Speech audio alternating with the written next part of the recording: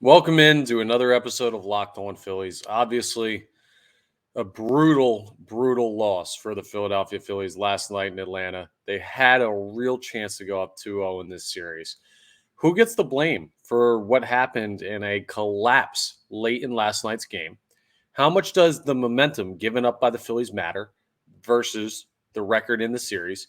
And bouncing back in game three, well, you're back home. Maybe the Phillies can do it. We'll talk about how on today's episode of Locked On Phillies.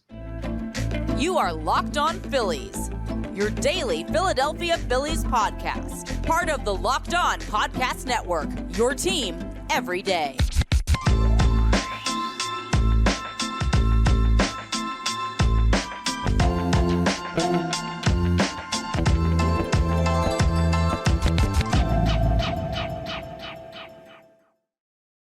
Yes, this is another episode of Locked On Phillies, part of the Locked On Podcast Network, your team every day. I'm your host, Connor Thomas. Thank you so much for checking us out. Please make sure you're rating, reviewing, subscribing to the YouTube, all that good stuff. I can use some good support after a game like that last night. You can also check out my work on 97.5 The Fanatic on the radio, NBC Sports Philadelphia on the television side, and credentialed Philadelphia Phillies media member, 2-year host of Locked On Phillies. And in those 2 years, man, I'm trying to think of the brutal losses the Philadelphia Phillies have had. Number one has to be the World Series no-hitter last year that the Astros threw against you. That's impossible to beat. And then you also got to consider like the huge collapse against the Mets last year in the regular season where the Phillies were up 7 or 8 or something and the Mets came all the way back to win it. This one's up there, folks. You had a chance to basically bury the Atlanta Braves. You're up 4-0 in the middle of the 6th inning, and the Braves come back to beat you. They score 5 runs on only 4 hits. They find a way, a Travis d'Arnaud home run, a Austin Riley home run, a great play by Michael Harris at the end to double off Bryce Harper. A lot of stuff went on in this game. There's so much to get into and recap and everything like that. First, I do want to let you know today's episode is brought to you by Jase Medical.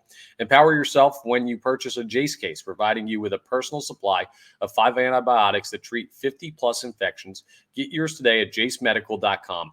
That's Jase Medical.com. So go ahead and check them out. I'll tell you more about them later. But let's get to the Phillies.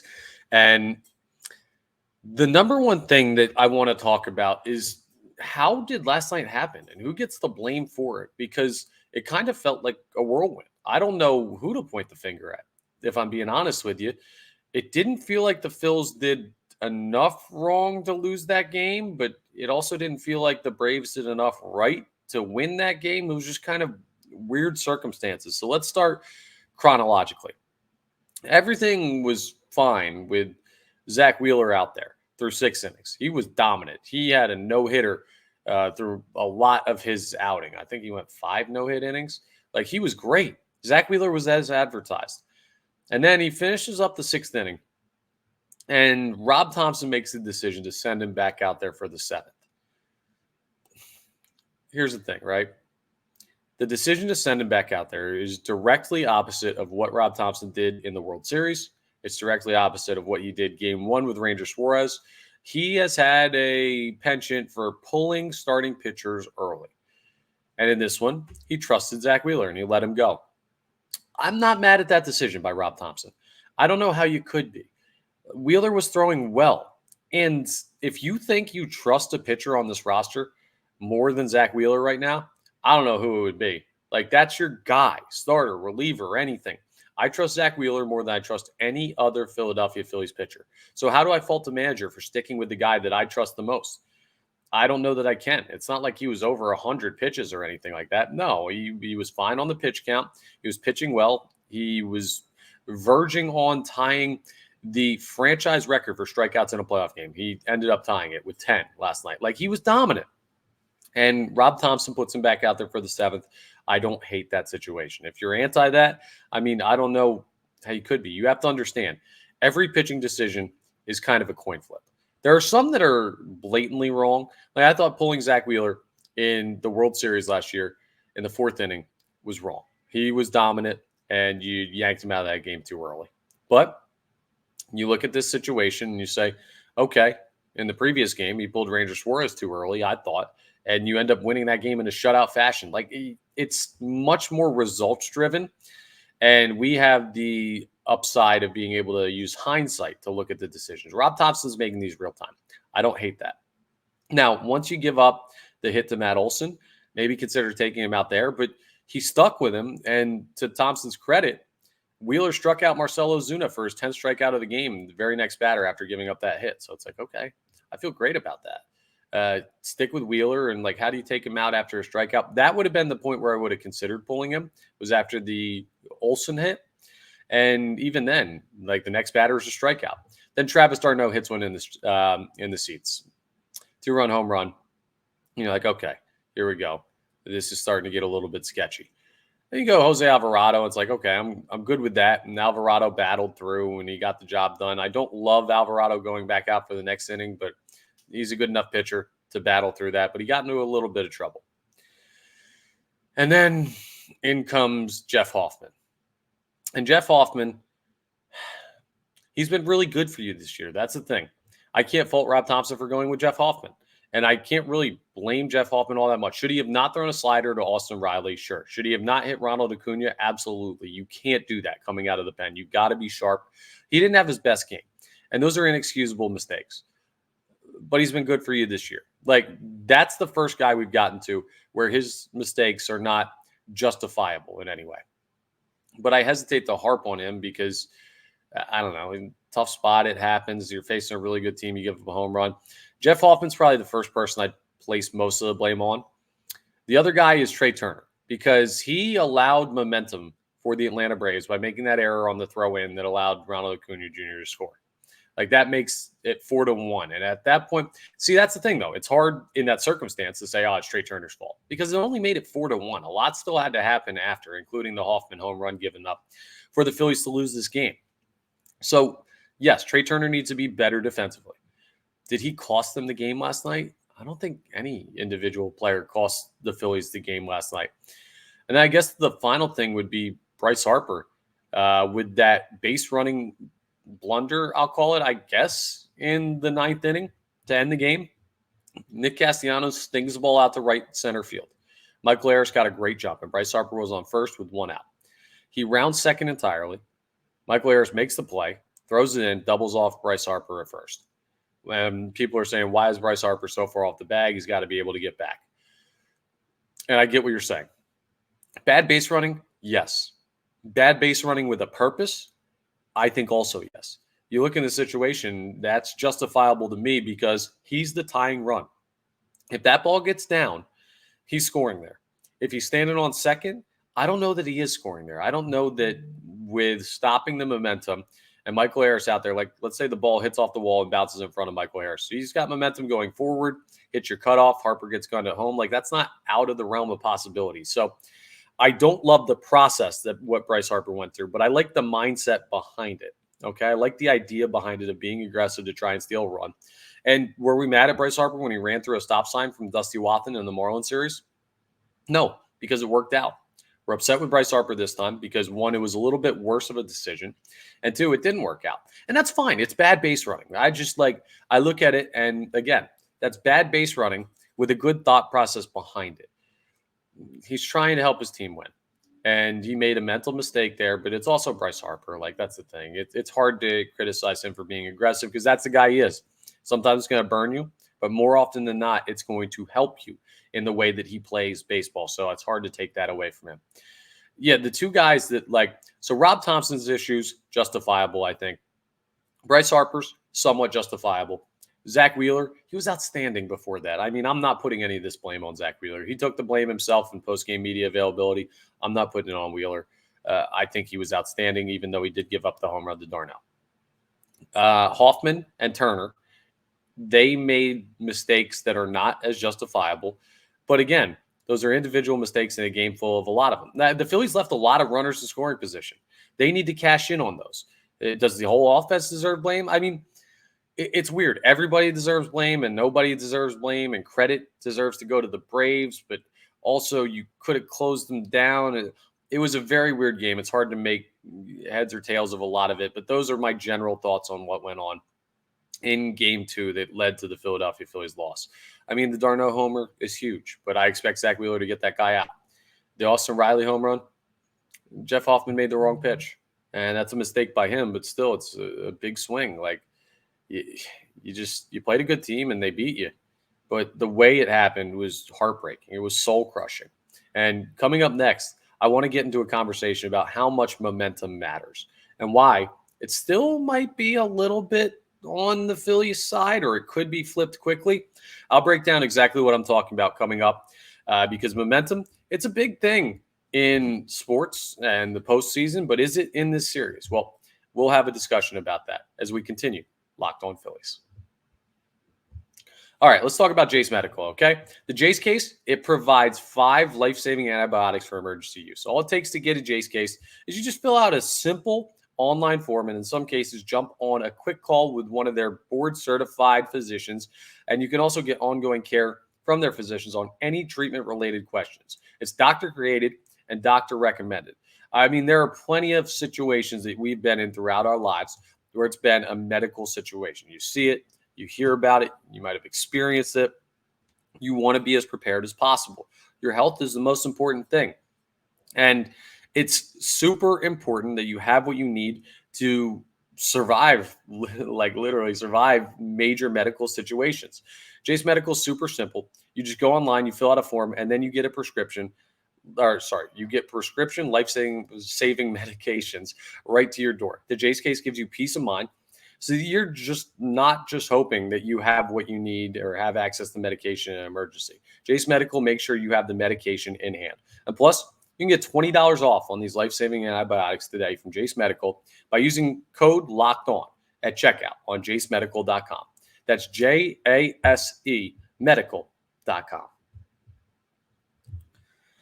Okay, let's talk momentum. As you can tell, I'm pretty disheartened right now. Of course, game 2 is gone and in the books. Game 3 coming up. You've got it 5:00 p.m. I believe it's 5 p.m. It's 5 and some change. Let me get you the actual time here for game 3. I'm still stuck on game 2, but I want to 5:07 p.m. on Wednesday, tomorrow night.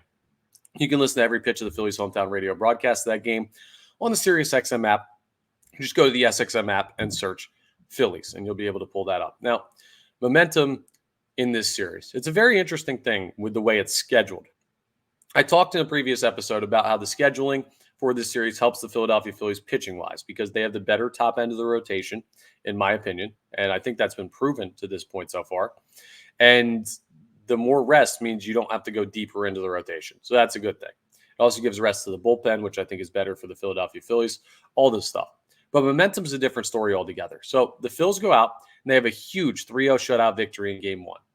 Then you have a day off, and Atlanta has time to regroup and correct issues and kind of get resettled before they go back out. Now, they were getting smoked earlier in this game, and they had a way to battle back, and they stole momentum. But part of me believes that the Philadelphia Phillies would have loved to play the day after shutting out the Braves and keep the pedal down. Instead, the momentum has a chance to shift. The Braves have a huge late comeback. It felt like that, to me, felt like a game and a half's worth of a win rather than just a game. It felt bigger than just one game. But you have a chance to neutralize that when you come back for game 3 at Citizens Bank Park. And here's the thing. You have an off day for the travel day. Today, the Philadelphia Phillies, they already got back home. They got back at like 2 a.m. This morning. So they're back here in Philadelphia. They're hanging out. They got a chance to see their family and chill out and everything before they play again tomorrow. As big of a momentum swing as that felt like, as we go through the next 24 to 36 hours, whatever it is, until the game happens, you might notice that the sting wears off. Well, the excitement wears off too. The momentum wears off a little bit too with that off day. So that's a good thing for the Philadelphia Phillies. They have a chance to regroup and reconnect. It's not like it's just a snowball effect of everything rolling together, and before you know it, you're down 2-1 and the series is over. No, you have the off day to break that up. But here's how momentum could potentially help the Philadelphia Phillies. And I do, to answer my original question, I do think it's a real thing. I think momentum is important in a playoff series, and I think the Phillies gave some up. But that off day is a bit of a buffer. Guess when there's not an off day? Between games 3 and 4 in Philadelphia. That's right, folks. The Phillies are playing tomorrow. They're playing Thursday. They got 2 games back-to-back. If you go out and you win tomorrow, Well, the Braves are not going to have a chance to regroup and get everything all set and feel good about everything going into an elimination game on Thursday. Wednesday's the pivotal game. Game 3 is the most pivotal game of this series, unless they go 5. And we'll cross that bridge when we come to it. But with the outlook on the series as it is right now, this is the most pivotal game for both sides. 1-1 series and a five-game series is huge, folks. This is big-time stuff. And the Phillies get to play it at home. They get to have Aaron Nola going on the mound. They're probably going to face Bryce Elder, who is a lesser pitcher than Aaron Nola that they've hit well, a young pitcher. Probably not ready for the environment. I mean, speaking of the environment, Citizens Bank Park is monstrous in the postseason. It's such a huge home field advantage. So while the Braves have momentum, the off day kills it. Going on the road kills it. And the Phillies don't have to worry about that if they can win game 3. It's a nice opportunity. And as the sting of last night wears off, I think we're going to be able to come to terms with the fact that you have an opportunity to take a lot more momentum than the Braves just took from you if you can win game 3. So that's something to keep an eye on. But letting the Braves up off the mat feels like an issue. Today, I talked on the morning show on 97.5 The Fanatic, the John Kincaid show. I likened it back to the 28-3 game in the NFL, the Falcons-Patriots Super Bowl, where you kind of felt, even though the Falcons were still up big, as soon as the Patriots started scoring, you're like, oh, wow, these guys are a really good team with a really good quarterback. It feels like this margin is a lot smaller than it really is. And then they keep coming back and the pressure kicks in and you start making mistakes. And the next thing you know, you lost the Super Bowl to Tom Brady after being up 28-3. Have fun with that one, Atlanta. But in this instance, it feels like Atlanta's on the other side and that they're a really, really good baseball team. I don't have to tell you, 104 wins, 307 home runs, tying the major league record for most in a season by a team. Like, they're a super talented team. And now you kind of let them up off the mat and they feel like they can battle with this Philadelphia Phillies team. They already probably felt like that coming in. But in the 6th inning yesterday, you asked them, it would have been like, oh, man, we can't do anything against this team. What is going on? And now they have that confidence and that faith back, the belief that they can go out and they can beat this Philadelphia Phillies team. They did it in their building, though. So going on the road is a big thing. Having to come to Citizens Bank Park can kill momentum because when they walk in the stadium to 40-plus thousand screaming Phillies fans telling them how much we hate their guts, it's going to bother them. It's going to change their opinion a little bit. So that off day is nice that you have a chance for them to sit and think a little bit about what they're walking into. I don't hate it. I do hate giving momentum up. And I do hate the fact that it was a huge emotional victory for the Atlanta Braves. Like, I don't like losing games in that way because it feels like more than what it is. But to the players, Nick Castellanos said after the game, this team plays well when they get punched in the mouth. Like, they respond well after that happening. I hope you're right, but history would tell you it is right. They do insanely well following situations like this. There have been a lot of instances where they've lost a game 2 in a series. Like last year, they lost game 2 in the World Series. They lost game 2 in the NLCS. They lost game 2 in the NLDS, and they bounced back and won 2 of those 3 series. And they bounced back to take a 2-1 lead in the series against the Astros. They had a chance to go up 3-1 in game 4. Now we know they got no hit, but still, I mean, you stole momentum back in all of those instances. So they're good at doing this. They can do this again, and they bounced back from the situation earlier this season where they weren't playing all that well. They didn't blink. They just battled through the regular season and ended up a 90-win team. So there's something to that. But come tomorrow night at 5:07 p.m., it's going to be huge for the Philadelphia Phillies to bounce back and take that momentum away from the Braves. Now, how do they bounce back? Well, coming up, we're going to talk about it. By the way, tomorrow's game, again, I'll remind you, 5:07 p.m. Wednesday, Phillies, Braves, NLDS Game 3. You can listen to every pitch of the Phillies' hometown radio broadcast of that game on the SiriusXM app. Just go to the SXM app and search Phillies, and you'll be able to pull that up there. Sorry. Pulling that off is something we hope the Phillies do in Game 3 and pulling off a win over the Braves. How do they bounce back? What is the way you go about and do that? Well, we'll talk about it coming up as we wrap up today's episode of Locked On Phillies. First, though, let's talk about FanDuel. All right, October baseball. It's back. and you can make your postseason debut with FanDuel, America's #1 sportsbook. Join FanDuel today, and you'll get started with $200 in bonus bets guaranteed when you place your first $5 bet. Just visit FanDuel.com/lockedon to create your new account. Super easy. Then you can get in on the action from the first pitch until the very final out. Bet on everything from strikeouts to home runs to who will win the game, all that good stuff. And if you don't want to wait for the whole game to get a W, well, predict what will happen in the next at bat with quick bets. They have awesome quick bets there on FanDuel. You're able to live bet stuff and get it all done there. So you could have bet on, I don't know, someone, JT Realmuto, to hit a home run when he did yesterday. Great swing by him. Head on over to FanDuel.com/lockedon right now. Step up to the plate this postseason with $200 in bonus bets guaranteed. Make every moment more with FanDuel, official sports betting partner of Major League Baseball. Yeah, I mean, there were certainly some good things, right, from the Philadelphia Phillies in Game 2. And Game 3, 5:07 p.m. tomorrow, Phillies Braves. You can listen to every pitch of the Phillies hometown radio broadcast of that game on the SiriusXM app. Just go to the SXM app and search Phillies. The offense, while it didn't really cash in with runners in scoring position, a lot of hits. They've worked to count a lot on both Spencer Strider in Game 1 and Max Fried in Game 2. You saw their best two pitchers, and the offense put you in position to win both those games.